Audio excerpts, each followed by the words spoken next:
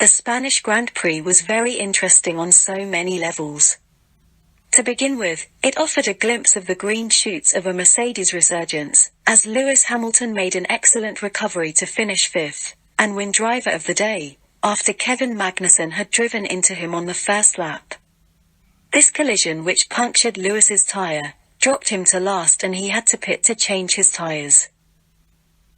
Secondly, the triumvirate of Pro-Max, anti-Lewis pundits, Martin Gopher Brundle, David Grier-Coulthard, and Don Andrew Alter-Benson, inadvertently confessed to their own lies or exposed some of their co-conspirators. Kevin's attempts to blame Lewis for the collision were summarily dismissed by David. Lewis just grabbed me. He knew what he was doing. Yeah, sure. That's right, Kevin. Absolutely. Lewis is one of the cleanest racers out there. There is no way Kevin was just over it. Optimistic. This unguarded admission by Coulthard exposed his duplicitous sycophancy in Saudi Arabia last year, when he outrageously blamed Lewis for the collision that his boss was found guilty of brake testing Lewis for.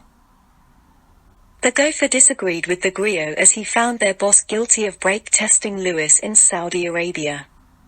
At that time, the Gopher had declared himself saddened by the professional foul that his boss had committed. Perhaps still reeling from that sadness, Gopher in his reporting on the Spanish Grand Prix, noted that in the early stages of the race, Max had demonstrated the volatile temperament that caused him to brake test Lewis in Saudi Arabia last year. The Gopher, like the Griot, rejected Magnussen's claim that Lewis deliberately drove into him. However, the Gopher put the collision down to a racing incident while Coulthard was more strident and blamed Magnussen. Don Alter-Benson, in his usual slimeball manner, attempted to represent that he was simply reporting on the Magnussen-Hamilton collision, but critically, he was silent on Magnussen's attempt to blame Lewis, and indirectly suggested that Hamilton was to blame, by noting that it was Hamilton who collided with Magnussen. Apart from his usual pro-Max anti-Lewis stance, Don Alter-Benson is now struggling to contain his excitement at the prospect of George Russell finishing ahead of his teammate. Why would Alter-Benson prefer one Brit over another in the case of two Brits driving for the same team? The Pro-Max trio were further exposed by their differing responses to the action at the gravel trap. When Carlos Sainz went into the gravel trap on lap 7, the Griot was heavily critical as he labelled it a very, very poor error. In 7th, here's where it went wrong for Carlos. Out of 3 on the brakes into 4, and the rear just swaps ends on him. And now the car's heavy, no question about that, but that is a very, very poor error.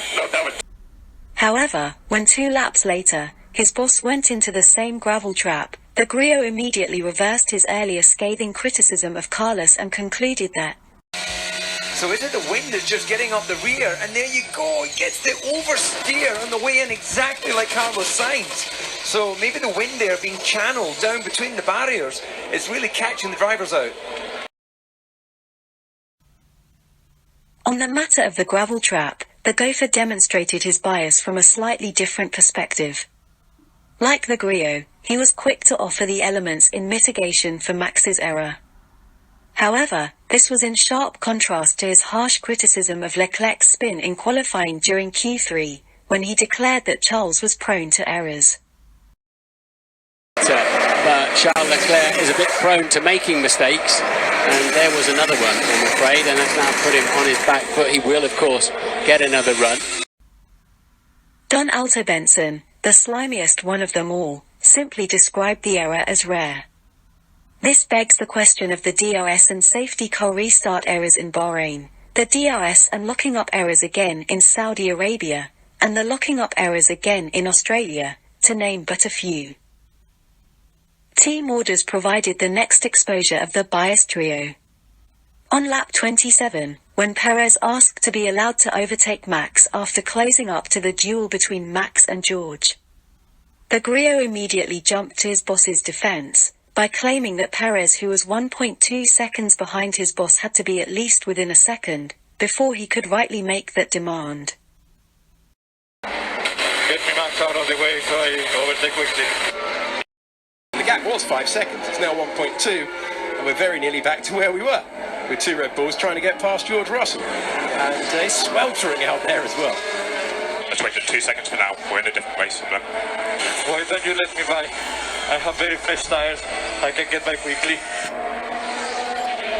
He wasn't saying it ironically. He's a bit of a prankster sometimes on the radio. He's definitely wanting to be let through. Yeah, he's got to get himself within 1 second to earn that right. I would say right now, you know, Max. However, when the tables were subsequently reversed on lap 47, and Perez was ordered to let Max by, when Max was 3 seconds behind, the Grio justified the order on the grounds that Perez had to obey if he wanted to continue racing for the team. Surprisingly, on the matter of the team orders, Brundle pointed out that the excuse that Red Bull gave for asking Perez to move over for Max was suspect. Is Brundle's conscience beginning to stir? Again, Don Alto Benson, in his customary style, simply referenced the team orders. However, it is significant that none of the 3 donated much column inches to arguing that Perez should not have been denied a win so early in the season, as this effectively relegates him to a second driver status. One can only imagine how the trio would react if Mercedes did same to Russell. Turning now to individual efforts, Brundle continued with his attempt to whitewash and reinvent Verstappen as a clean driver. He lavished praise on him for fighting cleanly and fairly with George, as he had done several times with Max and Charles this season. But perhaps still struggling under the weight of this onerous task, he unwittingly or remorsefully revealed that Max had been dirty and unfair in his battles with Lewis last year. Don Alto Benson, for his part, noted the green shoots of a bit of a needle developing between Red Bull and Ferrari, as Binotto is starting to ask questions about the FIA's monitoring of Red Bull compliance. How long will it be before the reputational damage from Abu Dhabi starts to play out? With Mercedes on the rise, intra-team rivalries between Max and Checo simmering, inter-team rivalries between Ferrari and Red Bull bubbling, and the leading pro-Max media struggling to coordinate their message, how long before Max's temperament exacerbates the reputational damage? How long before the house that John built on the sands of Abu Dhabi starts to crumble and fall?